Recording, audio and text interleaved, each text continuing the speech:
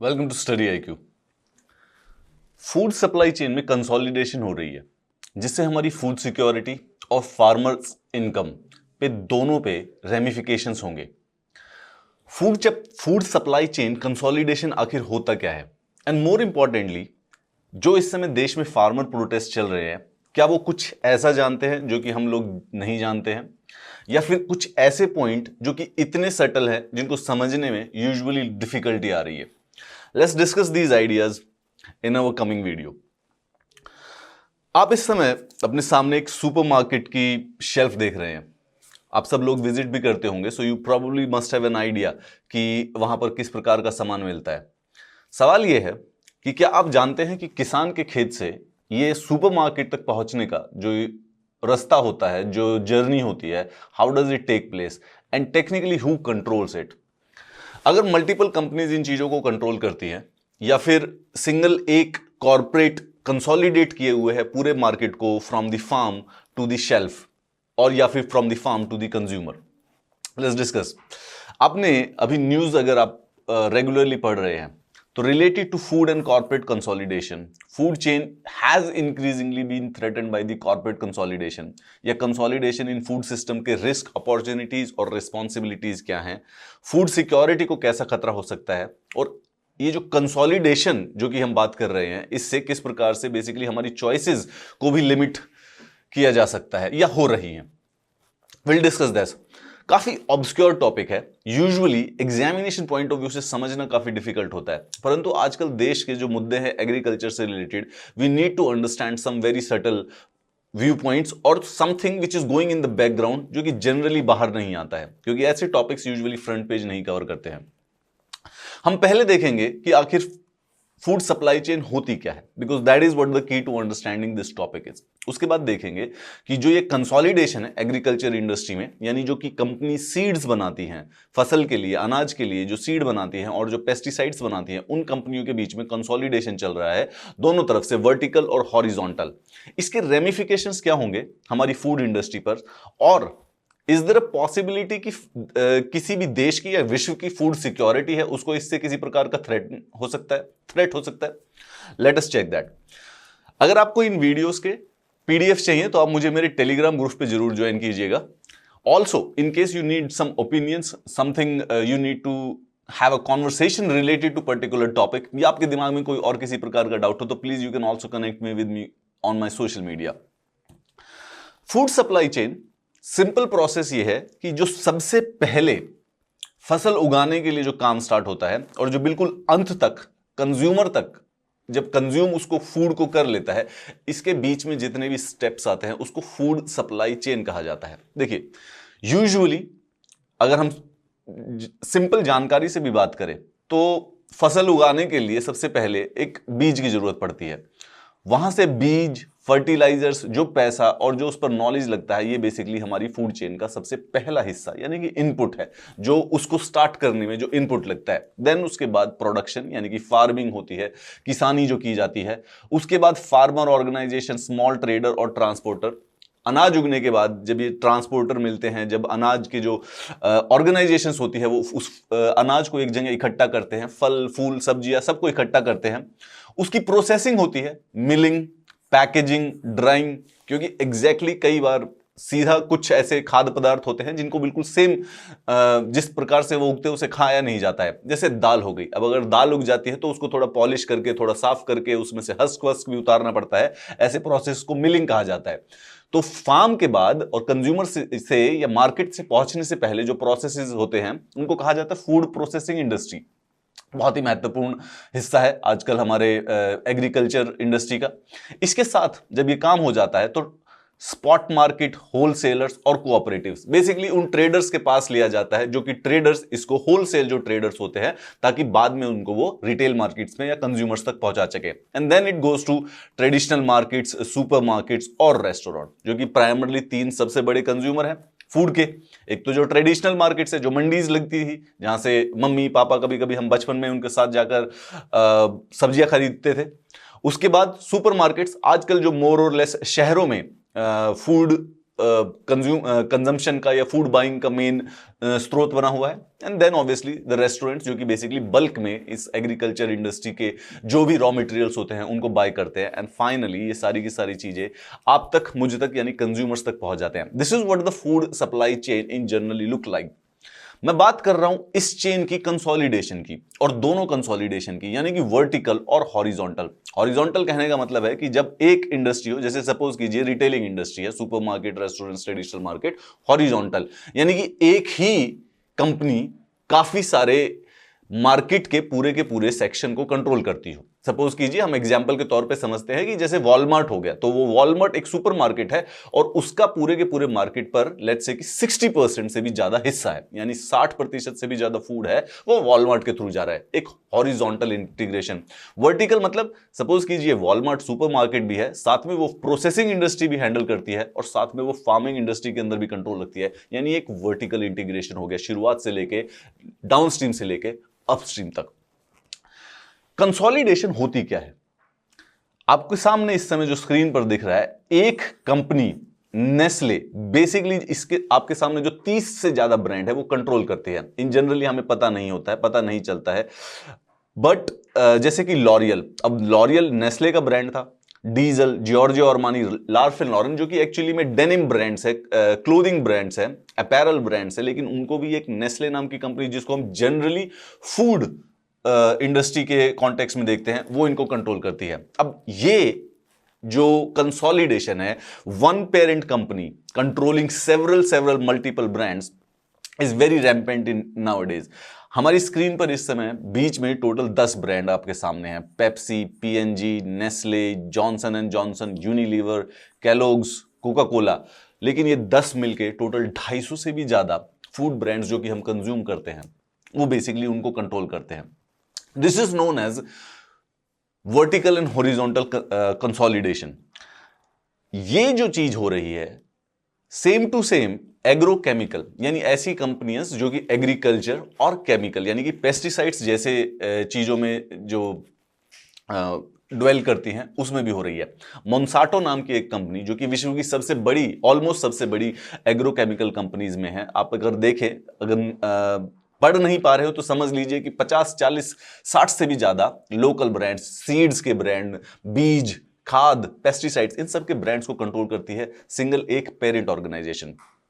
इसका सवाल यह होता है कि जो हम आजकल ग्रोसरी स्टोर्स देख रहे हैं हमारे सुपरमार्केट्स पे, वो लगता तो है कि वहां पर चॉइसेस बहुत ज्यादा आ रही है, मतलब कितनी सारी सब्जियां हैं, कितने सारे फल हैं, बहुत कुछ है, परंतु they are actually coming more and more by small and decreasing number of firms. Gigantic multinational corporations usually जो फूड सिस्टम है, और साथ में ऑर्गेनिक फूड सिस्टम भी, हम समझते हैं कई बार ऑर्गेनिक फूड सिस्टम थोड़ा सा बिल्कुल अलग है कि वो सीधा फार्म से बेसिकली टेबल तक पहुंचाने के लिए है, परंतु दोनों के दोनों जो ट्रेडिशनल फूड चेन है और जो ऑर्गेनिक सिस्टम है, उनको कंसोलिडेट कर रही है कुछ 1, 2, 4, 5 मैक्स टू मैक्स एमएनसीज मिलकर। ये ट्रेंड जो है, ये corporations are accountable to their shareholders, not to the communities in which they operate, और इससे कई सारे रेमिफिकेशंस इकट्ठे खड़े हो सकते हैं। 3 प्रोसेसेस से ये हो रहा है जो कंसोलिडेशन है। सबसे पहले तो हॉरिजॉन्टल इंटीग्रेशन, दूसरा वर्टिकल इंटीग्रेशन और ग्लोबल एक्सपेंशन। हॉरिजॉन्टल यानी कि एक सेक्शन, या सपोज कीजिए डाउनस्ट्रीम जो है या अपस्ट्रीम जो है या जो मिड स्ट्रीम है, इसके बीच में एक कंपनी का कंट्रोल। और वर्टिकल का मतलब कि सेम कंपनी 3-4 हर एक स्ट्रीम में कुछ कुछ कंपनीज हैंडल कर रही हैं, यानी प्रोसेसिंग में भी वही है, प्रोडक्शन पर भी वही है, और फाइनली ट्रेडिंग पर और सेलिंग पर भी, रिटेल सेलिंग पर भी एक ही कंपनी का कंट्रोल है। This creates specific problem. Example के तौर पे देखिएगा, जो कि हमें शायद थोड़ा कम पता हो क्योंकि ये फ्रंट पेज कंपनीज की न्यूज नहीं होती है। बेयर, डाउ केमिकल, डुपॉन्ट, मोन्साटो और सिंजेंटा, नाम सुनिएगा इनके। यूजुअली अगर आप अभी बिजनेस या एग्रीकल्चर वाली पेज पे पढ़ेंगे तो आपको धीरे धीरे पहचान में आने स्टार्ट हो जाएंगे। ये कंपनियां वो है जो कि विश्व की 60% से भी ज्यादा फूड चेन को कंट्रोल करते हैं, और रिसेंटली इनके बीच में और मर्जर चल रहे हैं। ये 6 मिलके टोटली सिर्फ 4 होने जा रही हैं। बेयर मोन्साटो के साथ, जो कि दोनों वैसे ही विश्व की सबसे बड़ी सीड और genetically modified seeds and pesticides company है। कैमचाइना सिंगेंटा के साथ और डाओ डुपोंट के साथ मर्जर कर रहे हैं। 64% of the global pesticide market सिर्फ और सिर्फ इन 6 कंपनियों के द्वारा कंट्रोल्ड है, और ये मर्ज होकर बेसिकली सिर्फ 3 बन जाएंगी। ये बिग 6 कंपनीज के मर्जर और एक्विजिशन से जब ये 4 हो जाएंगी, their share of global market is remains 60%, जो कि ज्यादा है। ट्रिप्स यानी कि trade intellectual property rights agreement, और जो दूसरे कंट्रीज हैं जो कि ट्रेडिशनल सीड्स के यूज को बंद कर रही हैं, कंसोलिडेशन हो रहा है सीड इंडस्ट्री में और भी ज्यादा स्ट्रेंथन होता जाएगा। आईपीआर पॉलिसी यानी कि इंटेलेक्चुअल प्रॉपर्टी राइट्स जो पॉलिसीज होती हैं, they are leading to the privatisation of the genetic resources. Genetic resources जो होते हैं वो जनरली पब्लिक रिसोर्स होते हैं, राइट। कोई भी किसी भी गेहूं को जो कि एक्चुअली में फ्रीली नेचर में उगता था, वो दूसरा नेचर पे आप भी उस गेहूं को उगा सकते हैं। हाउएवर दीज कंपनीज जो कि जेनेटिकली मॉडिफाइड है या जो सीड में डील करती है, बीज जो बेचती हैं, ये किसी भी सीड को उसके अंदर जेनेटिकली मॉडिफाई करके एक प्लांट इंट्रोड्यूस कर देते हैं एक नया जीन बनाने के लिए। अब ये हो जाता है पेटेंटेड, यानी कि इसको इन कंपनी के अलावा कोई भी नहीं बेच सकता, किसान इसको फ्रीली यूज नहीं कर सकता है। एंड वंस उसको वो जब पूरे के पूरे मार्केट में डिस्ट्रीब्यूट कर देते हैं तो किसान के पास कोई खास ऑप्शन नहीं रहता है बल्कि इन्हीं से बीज खरीदने का। एक प्रकार की कंसोलिडेशन और मोनोपोली क्रिएट हो जाती है। क्यों? क्योंकि इंटेलेक्चुअल प्रॉपर्टी राइट्स के तहत इनके उस बीज की जो सेल होती है वो प्रोटेक्टेड होती है, और किसान अपनी नहीं अपना उसको पर्सनली बिना मर्जी के यूज नहीं कर सकता था, जो वो जनरली पहले किया करता था। This genetic uniformity that seed industry is ushering in raises concerns over destructions of monoculture. Profit के लिए, क्योंकि इनके लिए फायदा होता है कि इन्हीं के जो जेनेटिक सीड वेराइटीज हैं उसी को किसान यूज करे। लेकिन इसका एक नुकसान है कि यूनिफॉर्मिटी तो आ जाती है पूरे के पूरे एक देश में या एक एरिया में, लेकिन जो मोनोकल्चर्स होती हैं, जो अलग अलग वेराइटीज होती हैं गेहूं की, वो धीरे धीरे over a decade, over 2 decades, over 3 decades completely खत्म हो जाती है। हम देखेंगे कि जो ये एग्रो कंपनीज हैं, 6 एग्रो कंपनीज के बारे में बात किया हमने, मोंसाटो, बेयर, डॉ, डुपोंट, कैमचाइना और सिंगेटा। इनका एग्जाम्पल, ये जो कंसोलिडेशन हुई थी, इसका पोल्ट्री इंडस्ट्री में एक एग्जाम्पल था, और जिससे हम अंदाजा लगा सकते हैं कि आने वाला जो ग्रेन्स और वेजिटेबल और जो ऑर्गेनिक एग्रीकल्चर है उसमें भी क्या होगा। इसमें यूएसए का एग्जाम्पल लेंगे, पोल्ट्री इंडस्ट्री का यूएसए में। वहां पे 1950-1960 के दशक में एक कंसोलिडेशन स्टार्ट हुई थी, और 95% से भी ज्यादा जो वहां का चिकन है, बेसिकली जो पोल्ट्री है, वो सिर्फ और सिर्फ कुछ 10 से 15 कंपनीज मिलकर कंट्रोल करती हैं। अब धीरे धीरे यही चीज ग्रेन्स और वेजिटेबल्स, जैसा कि मैंने अभी बताया, ऑर्गेनिक एग्रीकल्चर में भी हो रहा है। आखिर इस कंसोलिडेशन का कंज्यूमर्स को क्या फायदा होता है? हार्म भी होता होगा और कुछ ना कुछ प्रोबेबली बेनिफिट भी होता होगा। And similar consolidation is going in the retail industry, यानी कि जो सुपरमार्केट के शेल्फ्स हैं उसी प्रकार की कंसोलिडेशन चल रही है। देखिए, सबसे पहले poultry industry in USA, 95% of chickens produced for meat are grown under production contracts। United states of America में कॉन्ट्रैक्ट फार्मिंग, जो कि लॉ के द्वारा इतनी प्रोटेक्टेड है और 1950 से 1960 में पोल्ट्री इंडस्ट्री में इंट्रोड्यूस कर दी गई थी, तो वहां पे इस समय 95% से भी ज्यादा जो मीट है, चिकन का मीट है, वो बेसिकली कॉन्ट्रैक्ट के द्वारा किया जाता है। फार्मर लैंड प्रोवाइड करता है, लेबर प्रोवाइड करता है। इंडीड उससे एक्सपेक्ट किया जाता है कि वो हंड्रेड्स ऑफ डॉलर्स बेसिकली, क्योंकि बहुत खर्चा लगता है, बड़े अगर खेत हो तो थाउजेंड्स ऑफ डॉलर्स में खर्चा चला जाता है, बिल्डिंग्स और इक्विपमेंट करते हैं। अब ये वाली बात है कि 4 vertically integrated firm control 50% of the market. Vertically integrated का मतलब कि बिल्कुल फार्म पे भी उन्हीं का कंट्रोल है, उसके बाद उसका मीट का जो पोल्ट्री का जो प्रोसेसिंग है वो भी उन्हीं के सेम कंपनीज कंट्रोल करती हैं। उसके बाद जब उसकी ट्रांसपोर्टेशन होती है, उसको होलसेल के पास जाता है, सेम कंपनियां, और उसके बाद जब फाइनली कंज्यूमर्स के पास दिया जाता है तो भी सेम कंपनीज ही, इसको कहते हैं वर्टिकल। अब यूनाइटेड स्टेट्स में 50% से भी ज्यादा जो फर्म, उसको कुछ कंट्रीज कंट्रोल करती हैं, जिससे, क्योंकि अगर लार्ज मार्केट शेयर हो जाएगा तो उन कंपनीज को एक बेनिफिट मिल जाता है नेगोशिएशन टेबल पर। Companies indeed have been found to systematically cheat farmers due to their power of controlling the share market share. A farmer जो कि यूजुअली इन चीजों के अगेंस्ट कंप्लेन कर देता है, उसको ब्लैकलिस्ट कर दिया जाता है और उसका कॉन्ट्रैक्ट कैंसिल कर दिया जाता है। तो एक कोई राज्य अगर हम बात करें, जैसे टेक्सास है, अब वहां पे सारा का सारा जो पोल्ट्री की जो मीट है, चिकन है, वो कुछ 2, 3, 4 कंपनियां खरीद रही हैं। अगर किसी के गलत एक्टिविटी पर वो फार्मर कंप्लेन कर देता है, तो उस फार्मर को ब्लैकलिस्ट कर दिया जाए, तो अब वो अपना पूरा का पूरा जो चिकन है उसको कहीं पर भी बेच ही नहीं सकता, क्योंकि 2 या 3 कंपनियां ही खरीदने वाली हैं। The grain and vegetable growers usually अपने आप को सेम सिचुएशन में पा रहे हैं। जेनेटिकली इंजीनियर्ड और जेनेटिकली मॉडिफाइड जो क्रॉप्स होती हैं, they are controlled by just 6 multinational corporations, जिसका नाम मैंने अभी भी बताया, Monsanto, Bayer, Dow, DuPont. And technology is being used to a tool to consolidate the seed supply. तो जो बीज की सप्लाई है उसको कंट्रोल किया जा रहा है टेक्नोलॉजी के द्वारा। क्रॉप फार्मर्स, जो कि बेसिकली किसान होते हैं, they are locked into the food chain clusters, linking patented seeds with contracts, chemicals and credit. यानी कि इस प्रकार से एक सिस्टम क्रिएट कर दिया जाता है कि इन कंपनी का ही बीज खरीदना पड़ेगा, इन्हीं के साथ कॉन्ट्रैक्ट करना पड़ेगा, इन जनरल केमिकल्स और क्रेडिट, यानी कि बेसिकली फाइनेंसिस भी बेसिकली इन्हीं से लिए जाते हैं। ऑलमोस्ट पूरा का पूरा जो बेनिफिट है जाएगा एक बड़ी मल्टीनेशनल कॉर्पोरेशन को। क्यों? क्योंकि पूरी की पूरी फूड सप्लाई चेन का हर हिस्सा वही कंट्रोल कर रही है। Consumers are harmed by this consolidation. There is a reason for this. देखिए, पहले कई बार कई जगहों पर ऐसा देखा गया है कि जो जेनेटिकली इंजीनियर्ड फूड्स हैं वो बेसिकली बिना पब्लिक कंसेंट के, इंडीड समटाइम्स बिना पब्लिक नॉलेज के भी इंट्रोड्यूस किया गए हैं, which takes away the choice from the consumers कि whether they want to eat the non genetically engineered products or not. उसके बाद कई बार प्राइस गाउजिंग भी होती है। 2 या 3 कंपनियां अपने बीच में ही निर्णय ले लेती हैं कि इससे कम प्राइस करना ही नहीं है, बढ़ा दीजिए। कंज्यूमर्स को इस तरीके से कई प्रकार के नुकसान होते हैं जब एक मोनोपोली क्रिएट हो जाती है किसी भी इंडस्ट्री में। Retail shelves usually abundant supply से है, अट्रैक्टिव पैकेजेस है, जिससे हमें लग रहा है इट्स एन इल्यूजन कि चॉइस बढ़ती जा रही है, परंतु एक्चुअली में चॉइस रिस्ट्रिक्ट हो रही है।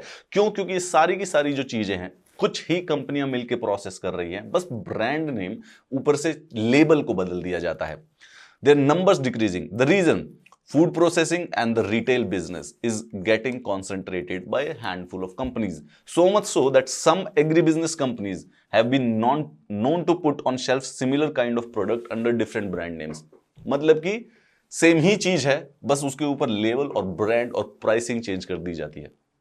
दिस कॉर्पोरेट कंसोलिडेशन और कंपटीशन का जो एंड है उससे के रेमिफिकेशंस होंगे कंज्यूमर्स के लिए एंड फार्मर्स के लिए। सिर्फ फूड रिटेल नहीं, पूरी की पूरी वैल्यू चेन में, मैं कई बार ये बात रिपीट कर चुका हूं, रिड्यूस करते हैं चॉइस को, पहले मोनोपोलीज को रीड करते हैं and subsequently they build a huge conglomerate which control the whole value chain, जिससे फूड सप्लाई पर या फूड सिक्योरिटी पर भी खतरा हो सकता है।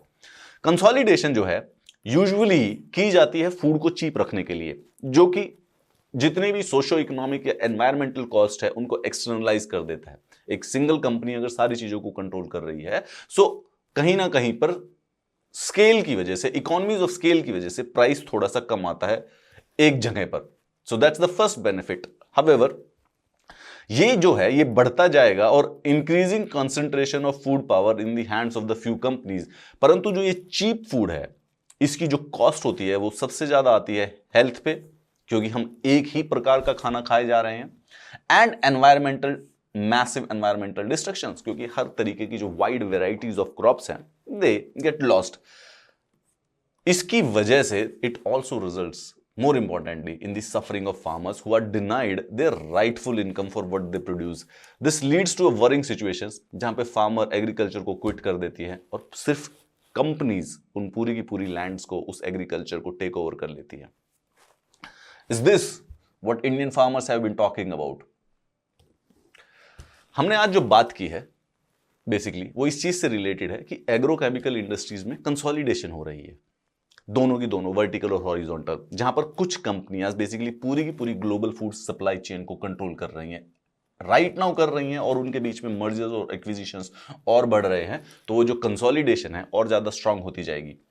इससे चॉइसेस लिमिट हो रही हैं, एनवायरमेंटल कॉस्ट बहुत ज्यादा हो रही है, मतलब जो हो रही है उसको शायद इस समय नापना भी मुश्किल है, बट मोर इंपॉर्टेंटली इस पे फार्मर्स और कंज्यूमर्स के लिए भी रिपरकशंस है।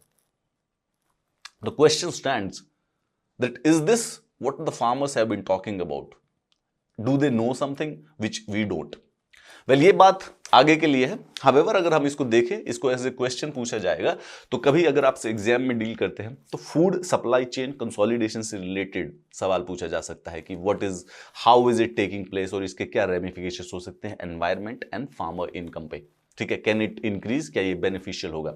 सो आप फूड सप्लाई चेन का डायग्राम बना सकते हैं। You can mention few companies and then later on you can give both the pros and cons कि किस प्रकार से फूड प्राइसेस और एफिशिएंसी कम होती है, परंतु मोनोपोली की वजह से फूड सिक्योरिटी पर भी खतरा हो सकता है, एनवायरमेंटल कॉस्ट इसकी बहुत ज्यादा होती है, and there is a possibility कि फार्मर्स इनकम ऑफ फार्मर्स को शॉर्ट चेंज भी किया जा सकता है due to the excessive power that a MNC might actually have due to the vertical integration and the horizontal integration.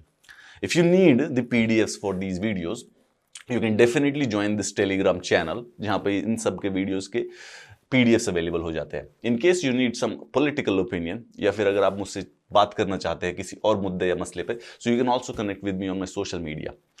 A question specifically related to the topic which we are discussing right now, अगर आपके दिमाग में कोई confusion हो उससे संबंधित, तो please इस YouTube वीडियो के नीचे जरूर कमेंट्स में बताइएगा। Any appreciation and any suggestions are also helpful. Thank you very much, students. Have a nice day.